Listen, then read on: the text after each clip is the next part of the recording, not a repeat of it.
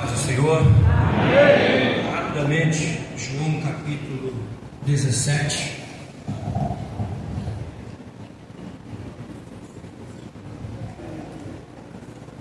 O verso de número 21, texto que os irmãos escolheram para a divisa deste encontro, primeiro encontro da família.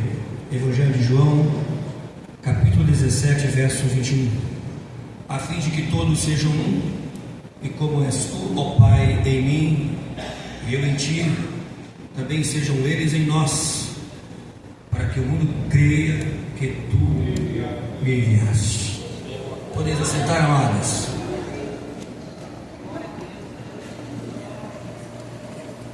Quero agradecer ao pastor Moisés Andrade, Moisés Filho, toda a organização deste trabalho, privilégio e a honra de poder compartilhar com os irmãos nessa noite a palavra de Deus, rever alguns amigos de quando a gente ainda não tinha cabelo branco, não é? Eu e o pastor Gelson servimos juntos, e é bom sempre estar com os irmãos e encontrar aqueles que ao longo da jornada têm permanecido fiel ao Senhor. Minha esposa não veio comigo porque nós estamos numa campanha pela família lá na nossa igreja toda sexta-feira. Na verdade, eu quebrei o ciclo para estar com os irmãos aqui. Estou continuando aqui. Tomei a liberdade de preparar um esboçozinho para te ter um roteiro. Se os irmãos puderem me acompanhar na leitura, eu agradeço. Tá bom? Unidade, esta é a ideia aqui. Pensar a família na unidade. Unidade é ação coletiva tendente a um fim único. É a união indissolúvel de pensamento, sentimentos, propósitos, alvo e missão. Mesmo sendo atual o tema da unidade, é também uma necessidade que vem incomodando muitos cristãos sinceros há décadas. E com certeza é matéria que deve receber nosso tempo e atenção. Hoje falaremos da unidade na família. Mateus capítulo 12, versículo 25, Jesus disse: Jesus, porém, conhecendo seus pensamentos, disse-lhes: todo reino dividido contra si mesmo é devastado. Toda cidade ou casa dividida contra si mesma não subsistirá. E esta aqui é a ideia. A unidade é algo tão forte, tão poderoso, que o próprio Deus reconheceu que mesmo quando alguém tem maus propósitos, mas está unido, acaba por conseguir o seu propósito. A Torre de Babel não era um projeto aprovado por Deus, mas é o próprio Deus que diz: o povo é um, o povo tem uma só fala, o povo quer a mesma coisa. Assim sendo, nada pode impedir que eles alcancem o objetivo. É claro, muitas vezes nós temos naufragado e fracassado na tentativa de alcançar objetivos na caminhada, vivendo em família, porque a gente se divide, fraciona, se separa, e assim vamos perdendo força para alcançar o objetivo estabelecido. Que Deus nos ajude nesta noite a compreender a importância deste tema para a nossa casa. Número 1, fundamentos da unidade na família. E eu tomo por base aqui o Salmo de número 11, do versículo 3, quando o salmista faz uma pergunta: se os fundamentos se transtornam, o que pode fazer o justo? Neste contexto, fundamento aqui são princípios. Eu estive pregando nesta igreja num congresso de mocidade quando ainda era assim. Era só essa parte aqui. Era lá. Ok. Então olha só que coisa interessante. Se os irmãos quiserem continuar a fazer divisões aqui, poderão fazê-lo. Toda e qualquer alteração pode ser feita no ambiente, desde que não se mexa na base. Você pode alterar tudo, mudar o ambiente, mudar a cor, colocar divisórias, aumentar o espaço. Não pode tocar no alicerce. Se mexer no alicerce, e se ele for abalado, toda a construção está condenada. Por isso a pergunta é: quando os fundamentos se transtornam, o que a gente pode fazer? Se os fundamentos da família forem transtornados, o que pode ser feito por essa família? Vamos pensar nisso. A estrutura da família tem por base o casamento, que deve ser realizado sob os vínculos do amor. Muitos casamentos estão desfazendo-se. Como consequência, a família se dispersando porque são construídas sobre alicerces, como por exemplo, interesses em bens materiais, fuga do controle dos pais, complexo de culpa, engano e outras conveniências. A base do casamento, comprometida desde a gênese da sua própria construção, certamente não permitirá que a construção vá muito longe, porque desde o início as motivações para o casamento estão erradas. Quando estruturas são lançadas, elas são calculadas.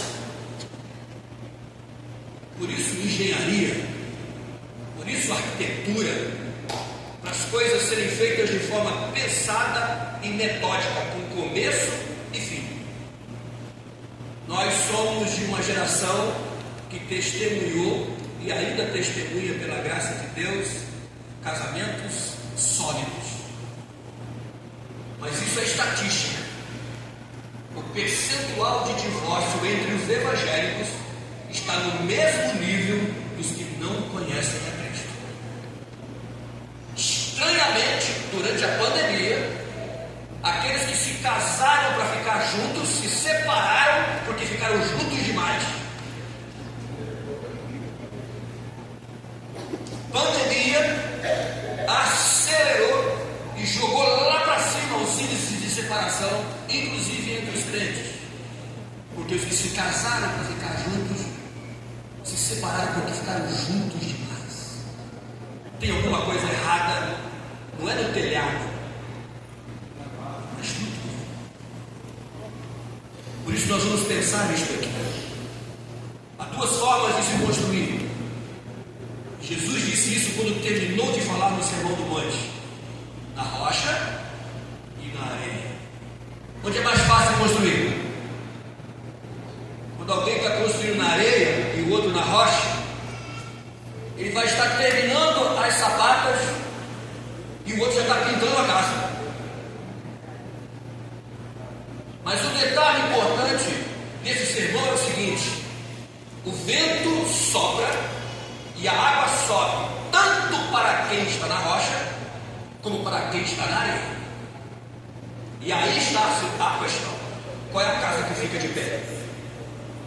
Quais são as bases e os alicerces para um casamento e uma família viver unida? Primeiro alicerce, primeiro princípio: amor demonstrado em ação. O amor é o que você faz e não o que diz. O ágape, antes de ser um sentimento ou motivação interior, é um comportamento, uma atividade, uma decisão, uma escolha. Ele não é passivo ou estático. O amor é produtivo, atuante, edificante, transformador e duradouro. A palavra amor, no grego, o Novo Testamento foi escrito em grego, ele é facetado, né?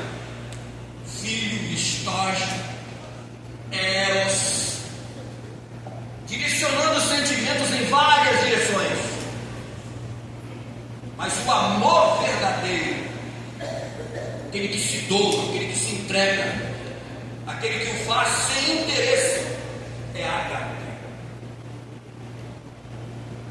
Eu não sei aqui, eu tenho realizado alguns casamentos agora nesses últimos tempos, e na hora do sim, os noivos resolveram pedir o microfone. Eles querem falar o sim no microfone para todo mundo ouvir, bem alto. Olha o microfone, pastor. Aí sim, aí o povo acaba.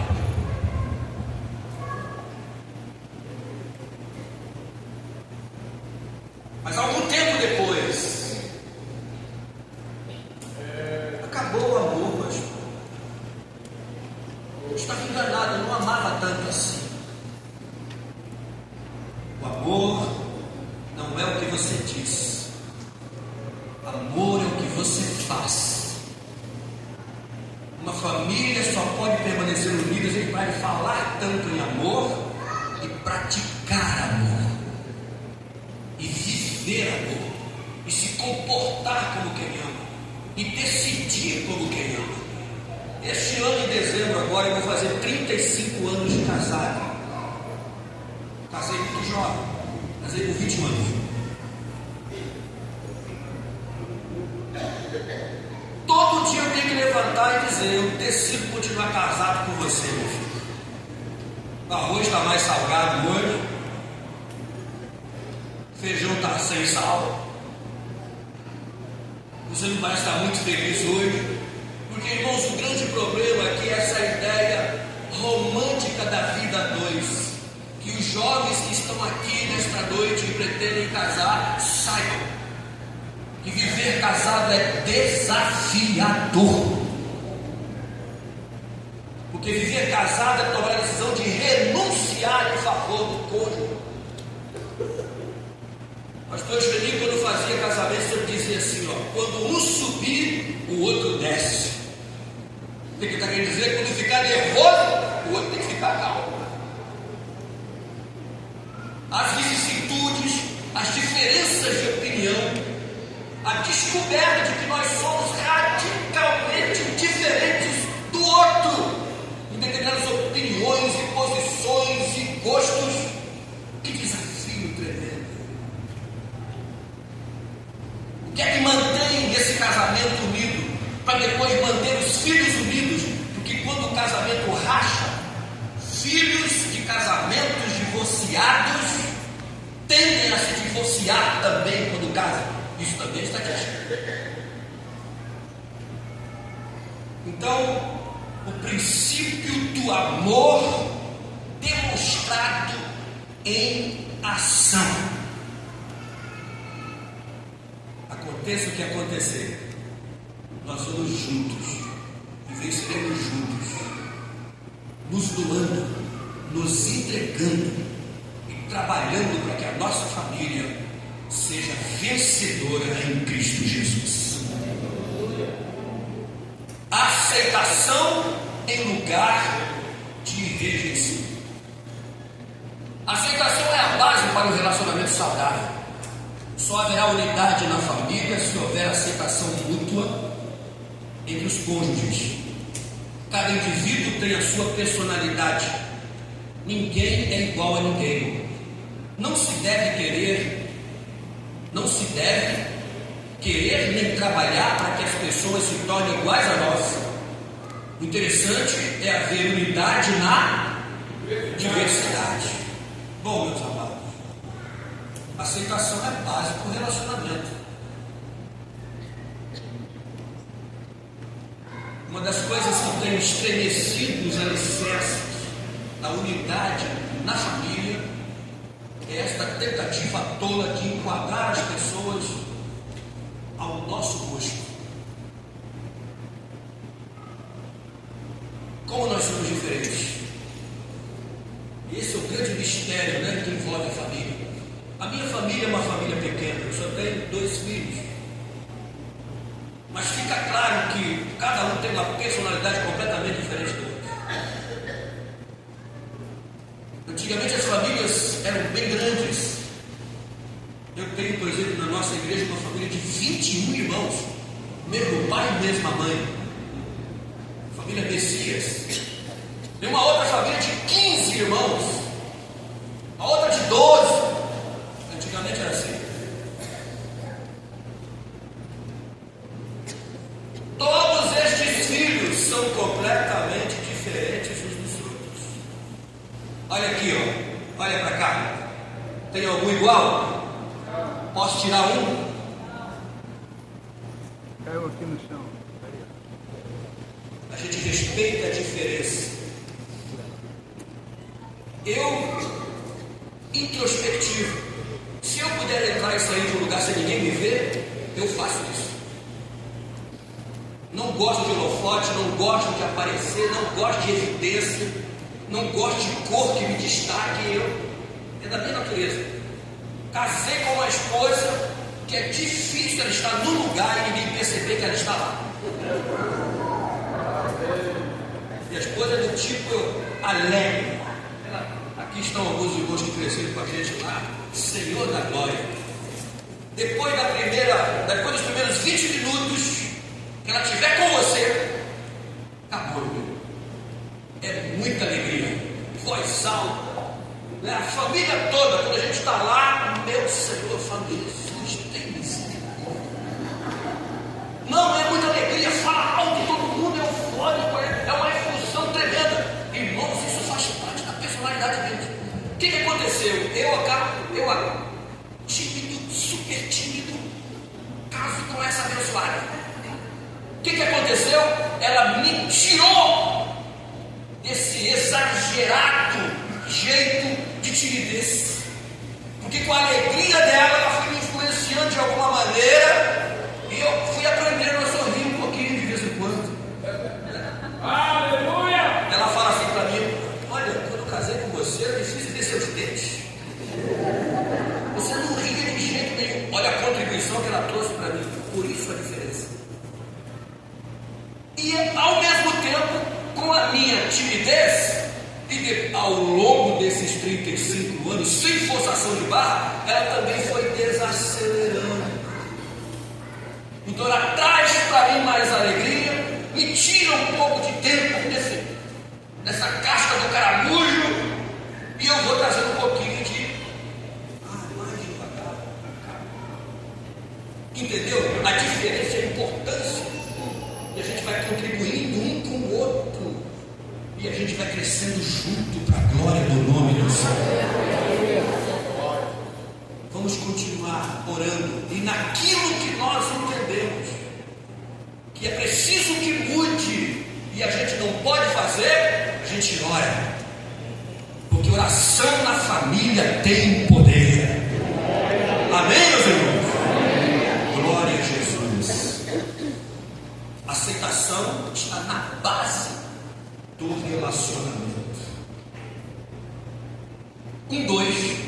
Compreensão em vez de julgamento precipitado. Compreensão é um constante desafio para uma família viver unida. Não se deve fazer julgamentos apressados ante a vista de um acontecimento. É preciso compreender porque tal fato está acontecendo e analisar as partes para então deliberar uma sentença. Muitas vezes, neste tempo de preparação para o casamento, a gente não tem muito tempo para conhecer o outro. Mas o outro que vem, a outra que vem para a nossa vida, vem com a sua própria história, vem com as suas fobias, vem com a sua herança genética, social, psicológica, com reações que vão te surpreender diante de determinados quadros. E quando a gente não leva tempo, não toma tempo para entender e conversar sobre isso, nos apressamos em fazer julgamentos temerários, precipitados, infelizes, porque não sabemos por que minha esposa é como é. Você conhece os traumas dela? Você conhece a história dela? De onde ela veio? Qual foi o ambiente que formou a sua personalidade.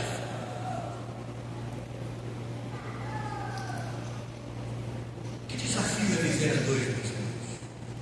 Não sem razão, tratados foram escritos por especialistas da área do comportamento humano para tentar nos ajudar nesse aspecto. Muitos casamentos chegam ao fim porque a gente não entende a história do outro,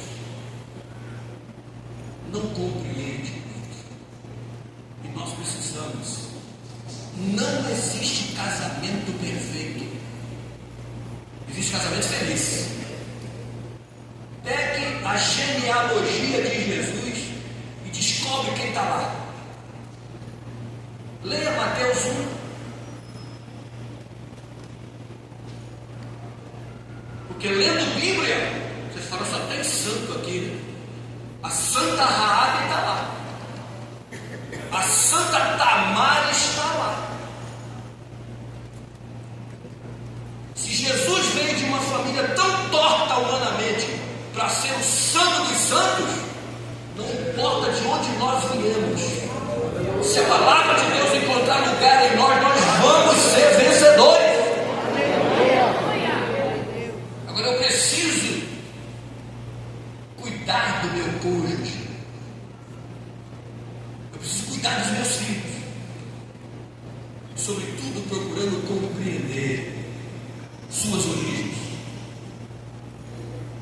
Às vezes, aquele comportamento é uma herança genética que escorre por dentro, determinando aquele tipo de temperamento.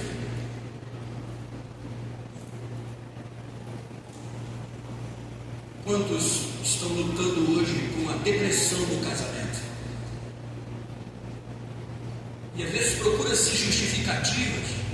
Não falta nada, Deus tem abençoado, nada falta, está tudo no lugar. Mas quando puxa o filho, vai ver que é um quadro que se repete ao longo de gerações. E esse gene, de repente, desperta, trazendo um desafio enorme para o relacionamento. E muitos, por não se dedicarem, cuidarem, procurarem entender, naufragam na jornada. Não se apressem em julgar. Converse, dialogue, procure conhecer a história. E Deus vai dar vitória. Amém? Em 3, participação em lugar de manipulação. É por meio de um bom relacionamento com a participação de todos que a família vence as dificuldades da vida. Divisão de tarefas, administração das crises. É certo que em toda a família tem sempre aqueles que tomam iniciativas, porque liderança é algo natural. Liderança é algo que acontece, não é? E às vezes a família inteira fica descansada porque tem sempre aquele que resolve os problemas. Toda família tem aquela pessoa que toma iniciativa, resolve, e muitas vezes os outros vão se acomodando. No dia que aquele não puder resolver, é impressionante, meus irmãos.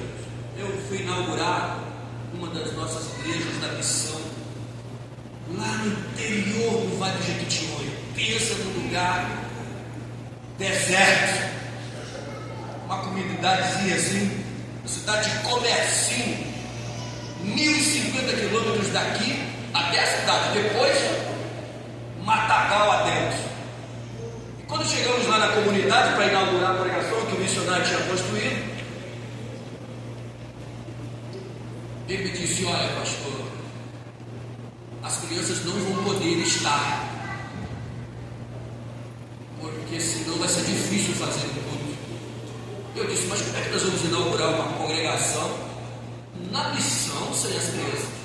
Não, só não tem ideia da perturbação que é. Os meninos que são muito terríveis. Falei, não, nós até já arrumamos uma casinha aqui, as casinhas muito pobres. Não, traga eles lá.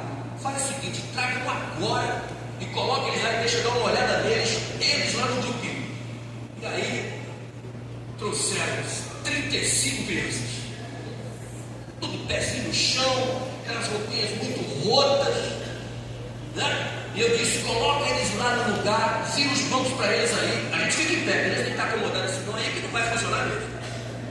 E aí colocou todo mundo, deixa eles lá que eu vou ficar observando eles. E eu estou olhando aí, descobri que ele era o capitão. O negócio é o líder, se você resolver o problema com o líder,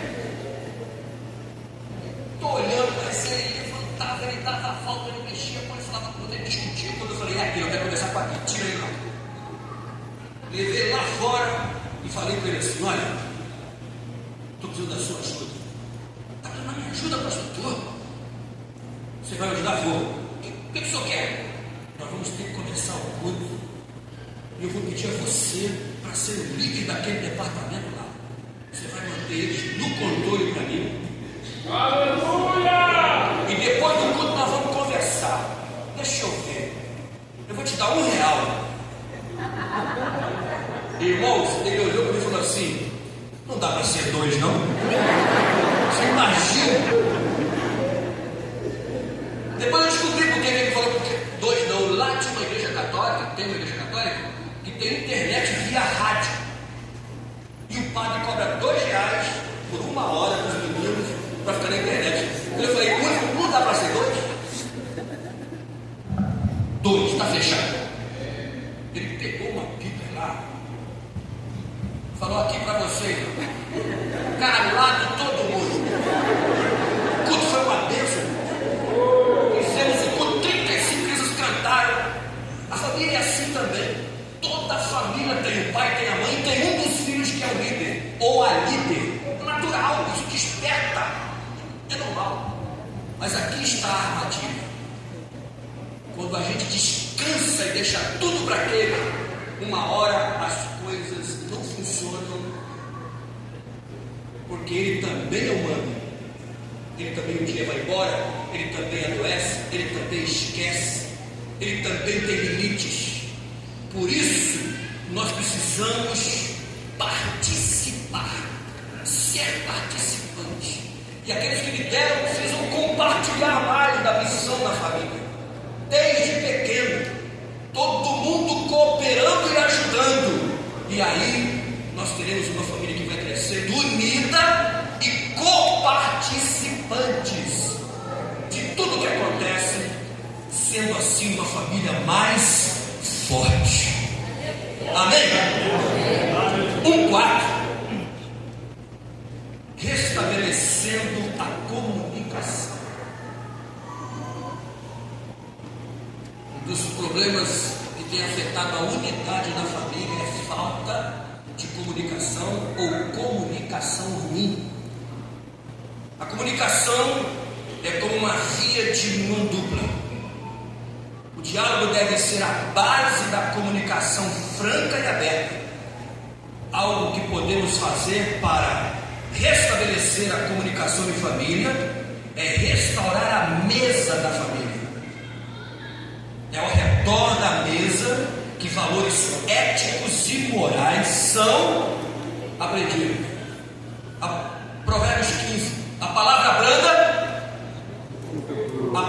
branda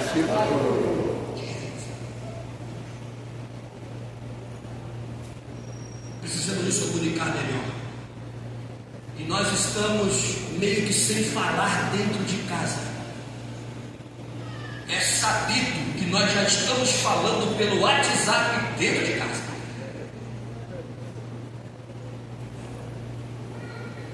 Alguém está lá na cozinha mandando um zap para quem está no quarto.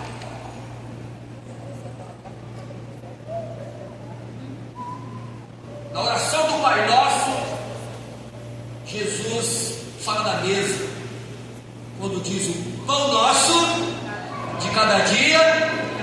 Onde se parte o pão? Na mesa. Onde se come o pão? Na mesa. Pelo menos era assim. prejudicando a unidade por causa da falta de comunicação é que a polegada da televisão aumentou e o tamanho da mesa diminuiu.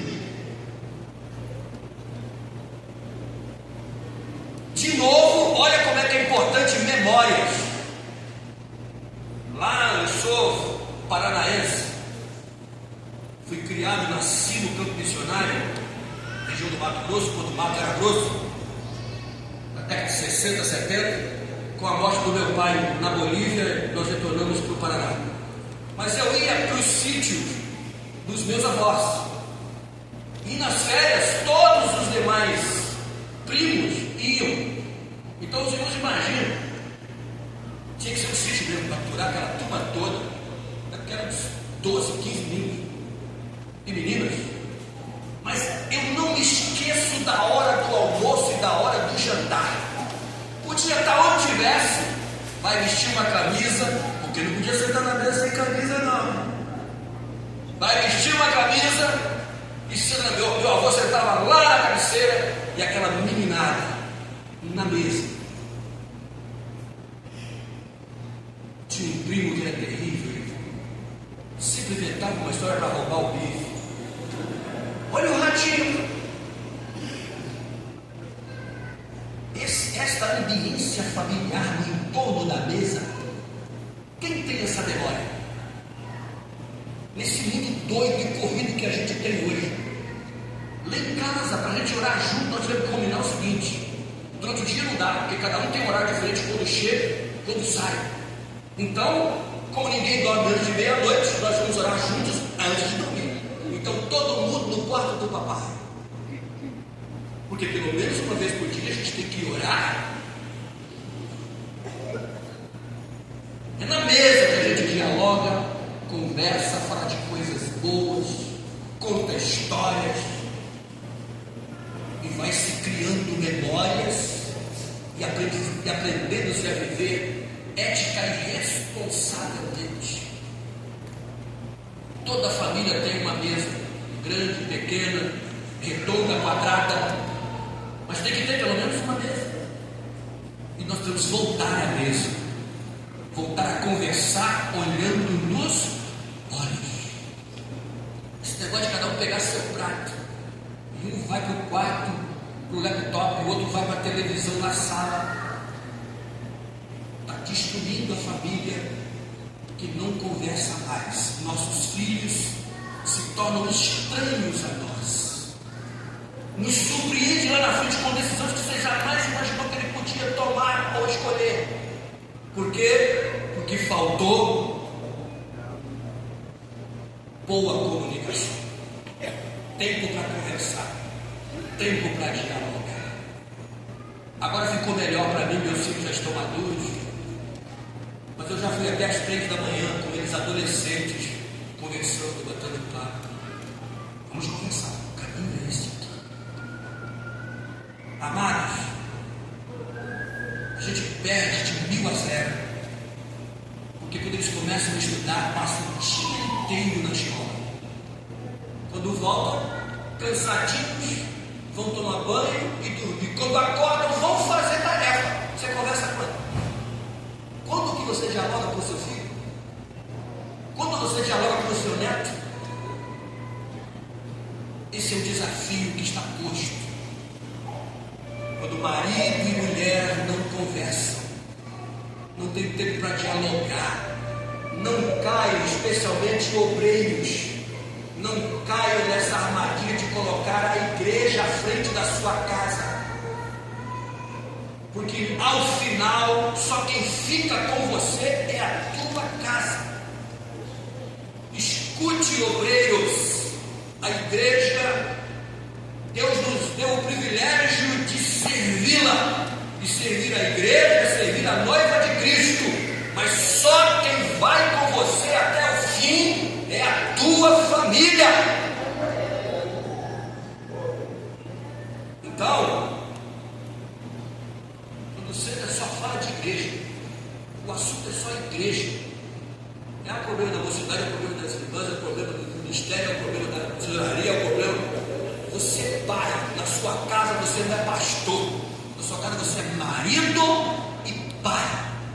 fogo. Amém? Passou do portão para dentro, que eu sou pai. Vamos sentar no chão, faz uma paneira de pipoca aí. Vamos sentar no chão e bater aquele papo. Como é que está na escola? Deixa eu ver esse caderninho aí. Nós vamos perdermos todos se nós não recuperarmos a comunicação lá. 141. Alguns problemas de comunicação. Guerra de silêncio. Ninguém expressa o que sente. O castigo é não dizer. E como o outro não sabe, ele age e reage de acordo com o que ele acha que é. E às vezes só vai tomando decisões erradas, uma após outra.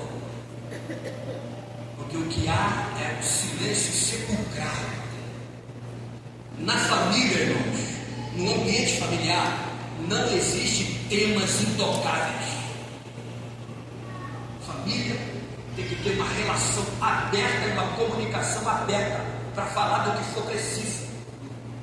Você fica cheio de dedos aí para conversar com os seus filhos, mas no Brasil, nossos adolescentes entram em atividade sexual a partir dos 13 anos de idade.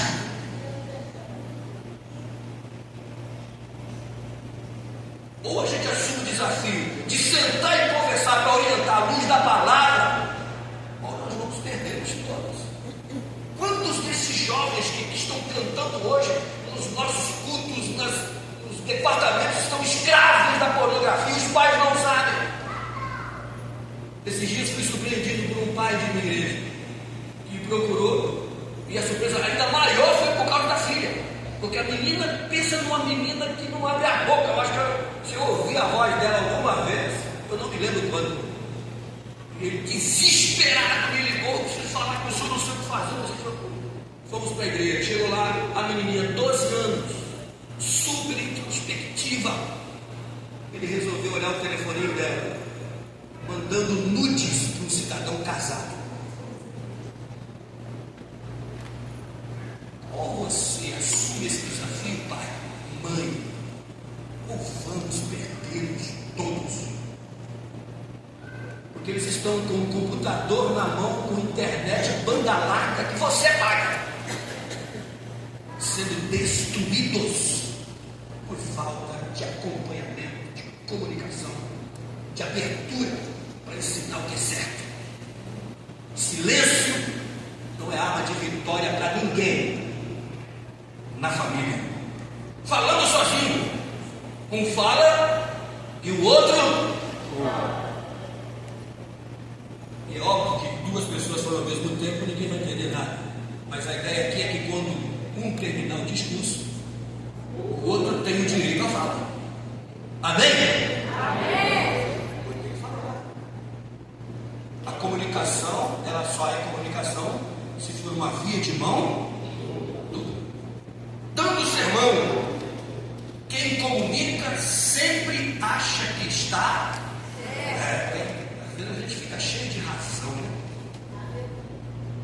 A ideia do julgamento precipitado que não nos deixa conhecer as motivações, porque a gente julga os atos. É por isso, meus irmãos, que lá, Provérbios, se não me falha agora, 17:24, a Bíblia diz que o julgamento de Deus é tão perfeito que até o ímpio ficará satisfeito. Olha só, Deus vai dizer, você está condenado, e vai dizer, obrigado, o senhor tem razão. Sabe por quê? Porque Deus não julga só o ato, Deus julga as motivações. Não é só o que fez, por que fez? O que levou a fazer? Então nós precisamos ter essa humildade, não vai ficar passando sermão o tempo inteiro na família, mas ter essa capacidade com simplicidade, humildade, respeito, impondo, dando e recebendo. Guardar a nossa casa. Falando em códigos, problema problema na comunicação, né?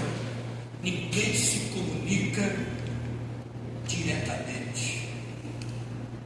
Transparência, verdade, lucidez, clareza nas palavras. Eu penso isso. Eu gostaria que fosse assim. Por que não pode ser assim? Vamos conversar.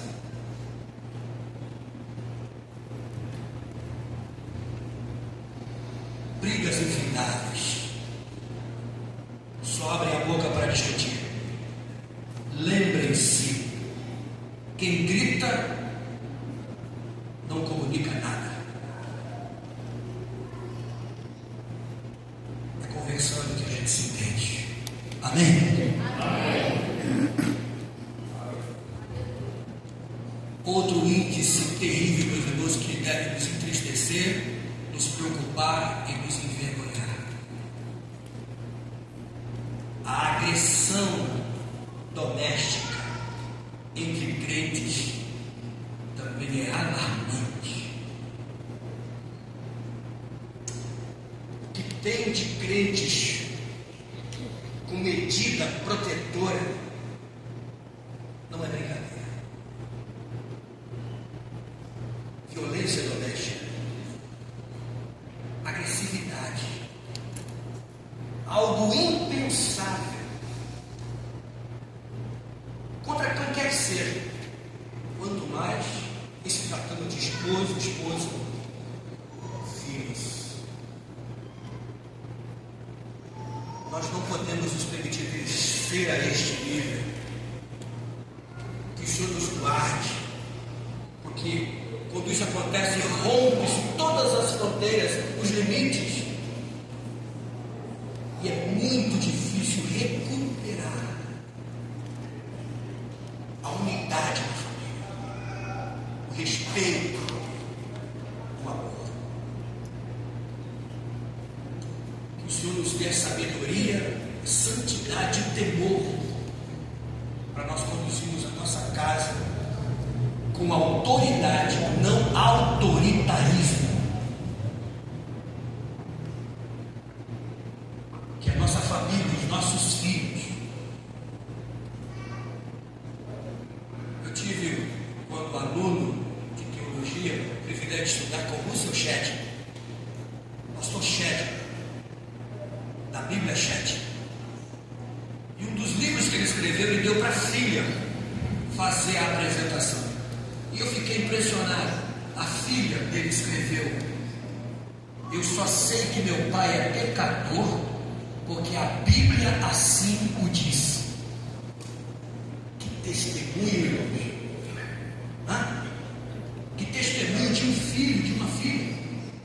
Nós, filhos do pastor Shedd, só sabemos que ele é pecador porque a Bíblia diz que nasci de mulher pecador. Porque nós nunca vimos meu pai cometer um ato do qual nós vamos nos envergonhar. Esse é o desafio. Viver para ser exemplo da nossa casa. Amém? Último aqui para a gente poder errar. As preferências são prejudiciais. O caso na família de Isaac é um exemplo. Por motivo de preferência de Rebeca por Jacó e Isaac por Esaú, um problema foi criado, trazendo consequências. É claro, meus irmãos, como pais nós sabemos que tem aqueles filhos que são mais chegados, mais teimosos, querem ficar mais perto. E se a gente não tiver cuidado, a gente tem a tendência de ter uma inclinação mais para ele.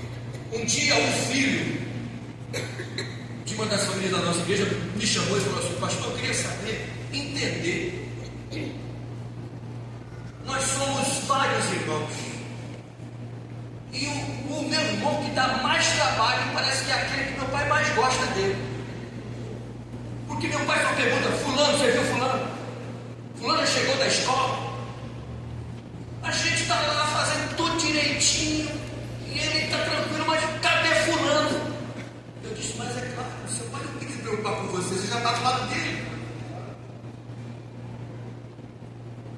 Mas Ele não pode amar mais você porque você é o filho obediente. O desobediente também é filho dele, também é responsabilidade dele.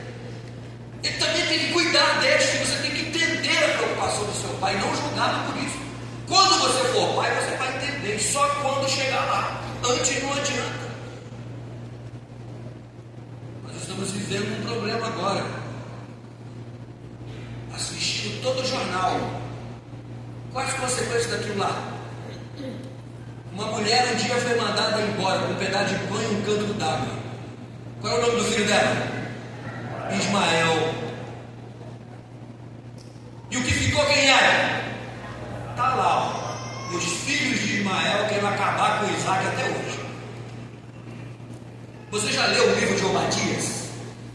O livro de Obadias, um capítulo só, é uma asseveração e um juízo contra os filhos de Edom. Quem são os edomitas? Descendentes de Esaú, que ficaram felizes da vida quando Nabucodonosor destruiu Jerusalém e eles batiam o palmo e diziam: maravilha, parabéns, arrasai até os alicerces. Por quê? Por causa de um problema de séculos atrás.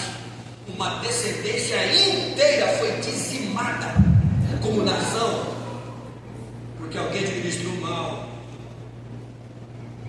O demonstrar amor, o demonstrar afeto, o demonstrar cuidado.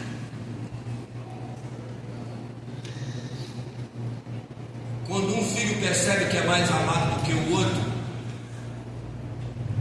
quando um filho percebe que é menos amado do que o outro, começa a haver a rivalidade entre eles. E o resultado disso a longo prazo qual será? Nós não podemos, meus irmãos, de jeito nenhum ignorar as amarguras que surgem na família, os ressentimentos que são cultivados e percebidos ao longo de anos por causa de decisões e escolhas erradas na família. Que Deus tenha misericórdia de nós. A situação da família ficou tão grave, que no último livro do Velho Testamento, no último capítulo, no último versículo, há uma profecia de que aquele que viria para reconciliar os pais aos filhos. Você já leu lá em Malaquias 4? No final, ele vai reconciliar o coração do pai ao filho e do filho ao pai. Que a família inteira estava dispersa e perdida pela ausência do norte que vem da palavra de Deus. Amém?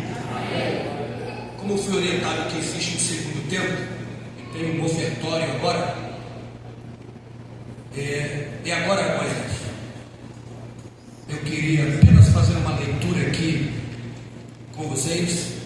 Temos alguém que vai louvar ao Senhor. A família que oferta unida também é abençoada pela graça de Deus e o poder do Senhor. Nós temos que ensinar desde pequenos os nossos filhos a levar a sua oferta para a casa de Deus, para eles aprenderem que nós não podemos viver sem reconhecer a soberania e a posse do Senhor sobre tudo que temos e somos.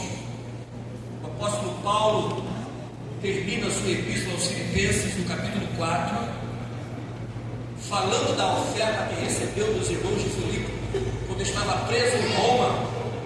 Ele diz, no versículo 17, 18: recebi tudo e tenho abundância, estou suprido, desde que Epafrodito me passou às mãos o que veio de vossa parte, o detalhe, como aroma suave, como sacrifício aceitável e aprazível diante de Deus. Esta era uma igreja pobre. Quando você lê 2 Coríntios 8 e 9, Paulo diz: vocês ofertaram da sua profunda pobreza. Por isso, quando ele recebeu a oferta, ele recebeu como uma oferta para Deus.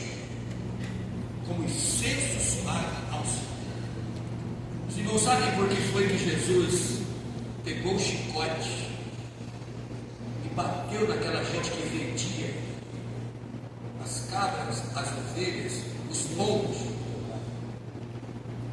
Porque a ordem era o ofertante pegar a oferta e levar. Você se lembra da oferta de um ano? Quando nasceu o cordeiro de um ano, separa, sem defeito. Um ano você vai alimentar, um ano você vai cevar, leva seu filho junto, e depois ele vai matar ele para mim. Olha o que Deus está fazendo. Ele está te obrigando a criar vínculos com um animal que você vai ter que matar. Por quê? Porque oferta que não seja sacrifício não é oferta. Você entendeu? Se o bicho já está lá no tempo amarrado, eu não preciso nem ir lá, eu mando um bilhete com meu nome. Ó, manda fulano, fala para o sacerdote que é para mim. Deus não quer essa oferta, sem pensar, sem coração. Ele quer que você leve o seu coração na oferta que você vai dar. Por isso, você separa a sua oferta. Você ora pela sua oferta. E você diz para Deus: é o melhor que eu posso te oferecer. Não como alguém que dá dinheiro para a igreja, mas como alguém que tem consciência de que Deus é dono de tudo. E recebe esse reconhecimento de soberania e posse quando eu coloco a minha oferta com o meu coração junto. Amém? Quem vai louvar o Senhor aí? Pode louvar e vamos ofertar.